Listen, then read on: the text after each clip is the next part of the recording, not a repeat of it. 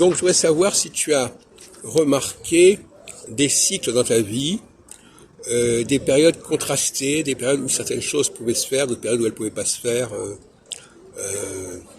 Est-ce que des périodes avec, des périodes sans, est-ce que tu as une certaine idée de la dualité du temps? C'est-à-dire des périodes qui permettent certaines choses et des périodes qui permettent d'autres choses. Ok, magnifique question. Il y a déjà le cycle de 7 ans. Oui, alors justement, toi, tu l'as vécu comment, le cycle de 7 ans? Oh mon Dieu. Tu l'as vécu, tu veux dire, depuis ta naissance, tu veux dire que... On arrive à la naissance à 7 ans, 7 ans c'est l'âge de raison. Oups. On arrive à 14 ans, c'est l'adolescence. On arrive à 21 ans, on est censé rentrer dans l'âge adulte, on commence. Et moi j'ai vécu une chose très importante. Le jour de mon anniversaire de mes 49 ans, oui. qui est un chiffre 7 x 7 pour oui. Moi. En plus c'est 7 x 7, le cycle des cycles. Et là c'était un atelier fabuleux, un atelier de guérison karmique. Quand j'ai vu que c'était l'atelier, c'était vendredi, samedi, dimanche, et ça se termine lundi matin, dans la nuit, et que ça se terminait le jour de mon anniversaire de mes 49 ans, hop, j'ai dit je fais. Et ben je l'ai fait et c'était un truc extraordinaire. Oui. Après ça continue, 7 x 8, 56, c'est ça, 56 ans, j'étais au Mont Shasta, en Californie. C'était une belle initiation là. Et après, je viens de passer les 7 x 10. L'initiation non, 63 déjà. 63, après 70, on rentre petit peu dans la sagesse. Oui, bon, d'accord, c'est ça que tu as à dire. Mais un cycle, c'est pas seulement une année donnée, c'est une période. Oui, une période. Bien sûr. Parce qu'à un moment, bon, c'est vrai, c'est fugitif un moment, mais il y a des choses on a besoin de temps pour faire certaines choses. Oui, mais ceci étant dit, moi je me suis rendu compte que dans mon vécu, le mien, les jours de mon anniversaire, oui. c'est des jours très très forts pour moi. Oui. Très très forts. Il y a comme une préparation qui se fait pour vers l'anniversaire, 1 ou 2 mois avant, et là je suis dedans d'ailleurs.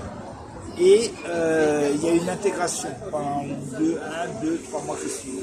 Donc, et le jour de l'anniversaire, c'est toujours un moment très fort. Alors 7 x 7 particulièrement, 7 x 8 particulièrement. Et comment tu expliques cela, Christian? Quelles sont les forces qui sont en jeu là-dedans? Le mystère de la vie. C'est la puissance de la vie. Oui. La vie, elle est tellement miraculeuse, tellement mystérieuse, elle est tellement grande qu'on ne peut pas l'expliquer. Il faut être malade pour dire je vais expliquer quelque chose. Par contre, on peut observer des choses, on peut rencontrer certaines choses, et ce qu'on est en train de rencontrer, je n'ai pas eu le temps de te le dire, voilà, ça c'est le prochain livre qui va naître, qui est en train de naître. Le titre était déjà là il y a eu 8 ans, ou 7 ans, je ne sais plus exactement. Et là, voilà, dans quelques semaines, il va sortir. Il est en train de cogiter en moi. L'annonciation de l'être humain, enfin. Après avoir écrit pendant des années, je suis un être humain. Oui. Voilà. Maintenant, tu dis qu'il arrive. Il arrive. Avènement de l'être humain. L'annonciation. Il est annoncé. Mais ce qui me gêne un peu dans ce que tu dis, c'est que c'est décalé pour les uns et pour les autres. Toi, tu as cet âge-là à tel moment, et puis l'autre personne à tel autre moment. Mais il y a aussi quand même des choses qui sont vécues collectivement. En même temps, il y a une évolution collective. Oui. On ne parle pas de la même façon maintenant qu'il y a 2000 ans, le Christ. Jésus, il parlait en parabole. Maintenant, il parle. Le message n'est plus une parabole. Mais l'évolution collective, tu la situes pas au niveau des chiffres. Peut-être, je ne sais pas. Non, c'est dommage, parce qu'effectivement, moi, ce qui me paraît important, c'est de comprendre non pas simplement ce qui nous arrive à nous individuellement, mais ce qui nous arrive collectivement. Il y a eu quelque chose en 2012, par exemple. On a fait toute une histoire. Il s'est passé quelque chose de très important. Alors, est-ce qu'il y avait les chiffres 2012? Je ne sais pas faire la seule minéralogie de 2012. Sauf que le 21 décembre 2012, moi, je sais que j'ai vécu personnellement une grande initiation.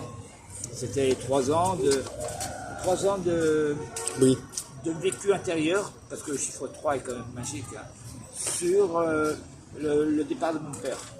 Oui. Et exactement, il est parti le 21 décembre 2009, 3 ans après, c'était le 21 décembre 2012, Et entre l'heure de son départ, 8h30 je crois, et 9h moins le quart, pouf, il y a eu pour moi un passage. Après, collectivement, 2000 ans après le message du Christ, ben, on a annoncé l'Apocalypse, on le vit l'Apocalypse. Et puis il y a ce qu'on appelle les élections. Les élections, c'est aussi un cycle collectif. Est-ce que oui? Alors tu crois à l'intérêt des élections de 5 ans en 5 ans ou de 7 ans en 7 ans Je sais pas. C'est trop dans le subtil. Moi, je suis plus dans le concret d'un être humain. Ben, les élections, c'est quand même concret, non? Oui, concret, c'est des marionnettes. Bon, d'accord. Donc, qui jouent effectivement en fonction des forces en présence. Et c'est clair, on est dans des forces en présence qui sont colossales. Alors justement, est-ce que tu peux m'expliquer la différence entre la gauche et la droite? C'est pareil. C'est des gens qui sont pantins de leurs idées collectives. Enfin, est-ce qu'il y a une alternance quelque part? Est-ce qu'il y a des moments où on met plutôt l'accent sur certaines choses et des moments où on met l'accent sur d'autres choses? Je pense qu'on est en train de l'alternance maintenant, c'est du révolu pour moi ça. Ce qui est important, c'est l'émergence. L'émergence de l'être humain, l'émergence d'une alliance entre l'être, le plan spirituel, et l'humain, le plan matériel. Donc on n'est pas, justement, il faut arrêter d'être, on est constamment d'un côté ou de l'autre, gauche, droite, ceci, cela, l'être humain. Non, c'est juste que maintenant c'est le temps de rassembler, de relier. C'est l'alliance, le temps de l'alliance. Donc l'émergence, en l'occurrence de l'être humain. L'émergence de la rassemblement, et de temps en temps, on voit des poussées politiques des gens qui veulent rassembler. Et c'est un mot politique très porteur. Rassemblement, ils n'arrêtent pas de dire ensemble, rassemblement. Union, rassemblement, oui. Parce que c'est des mots clés porteurs, mais pas pour subjuguer les gens encore plus, au contraire, pour leur permettre. Par exemple, qu'est-ce que tu penses du phénomène Mélenchon, par exemple? Ça t'impressionne? C'est un insoumis soumis. Il avait une occasion en or, les dernières élections, pas les dernières, celles d'avant, de dire non, votez blanc, votez nul, abstenez-vous. Et là, à ce moment-là, le grand vainqueur, s'arrêtait les abstentions. Et ben non, il a dit de voter je sais pas quoi. Voilà. Donc c'est pas pour une France insoumise, non, c'est pas insoumise. Alors pour terminer, l'avènement, donc tu annonces ça pour bientôt, l'avènement de l'être humain? C'est maintenant. Qu'est-ce qui te fait croire que c'est maintenant? Et parce que c'est là. Parce que les éléments de conscience sont là, parce que tout est en train d'émerger, je veux dire. Parce que l'effondrement est justement toute la collapsologie, tout l'effondrement est entre l'être et l'humain. Donc que ce soit individuel ou collectif, toutes nos fractures sont là. Et toutes nos reliances, toutes nos solutions. Quand on va comprendre cette double nature de l'être et de l'humain, et qu'on va être capable de, en conscience, il y a plein de gens qui le font, hein, relier l'être et l'humain, et bien là, il y a quelque chose qui est en train d'émerger. C'est maintenant. C'est maintenant, la meilleure signe, c'est que... Oui. Parce que l'Apocalypse, dans son plan négatif, il est là, je veux dire. Ça montre bien qu'il y a quelque chose qui est en train de se passer. L'effondrement, la collapsologie, c'est dénoncé par beaucoup de scientifiques, par beaucoup de gens. Oui. On est en train d'attendre tous les jours, c'est combien des dizaines d'espèces animales et végétales qui sont détruites sur la planète. Bon, il y a bien quelque chose qui est en train de s'effondrer. Comme toi, tu es marqué par la menace écologique. Entre autres, écologique, humaine. Ouais. Mais c'est surtout l'espoir de la conscience. C'est pour ça que pour moi, le passage peut-être le plus important, c'est la claire conscience. La conscience se doit d'être claire.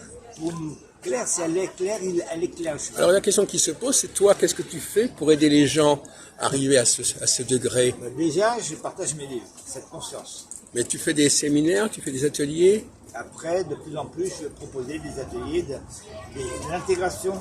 Ce qu'on a compris, on vient c'est ce que j'appelle, on en a déjà parlé, le pouvoir d'auto-éveil. L'auto-éveil, c'est quoi? C'est simplement une présence en soi à l'humain, au côté incarné, et la présence de l'être, et relier les deux.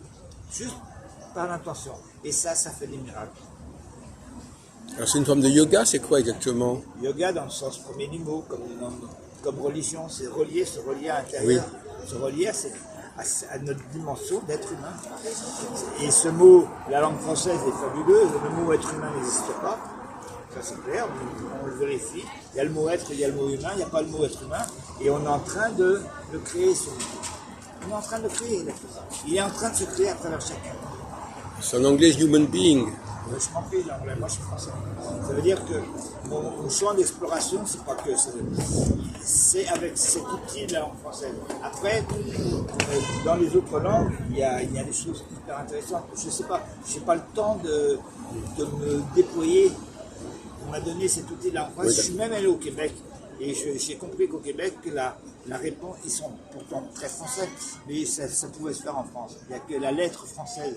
Quand on voit des François Schenck, quand on voit des Christian Lebin, quand on voit des êtres comme ça qui sont tellement inspirés par ce français. Donc pour moi, ou des Christian Sager ou des Krishnamurti qui parlent, même s'ils parlent anglais, ils parlent aussi beaucoup de français. Voilà. Donc pour toi, tu considères que la langue française, elle a une mission spéciale. Oh oui. Elle a même elle a quelque chose. Qu'est-ce qui la caractérise à ton avis, le français? Qu'est-ce qui caractérise la langue française? Il est libre. Non, mais je veux dire que si tu devais expliquer à quelqu'un... C'est une vraie réponse. Le français, c'est la franchise, c'est le franc, c'est ce qui est libre. C'est la langue de la liberté qui nous ramène. Si le mot être humain dans la langue française n'existe pas, c'est pas pour rien. C'est qu'on est en train de le vivre et de créer. Par exemple. Mais le mot qui est fabuleux, mais je ne vais même pas le lire ici. Le mot, c'est aujourd'hui.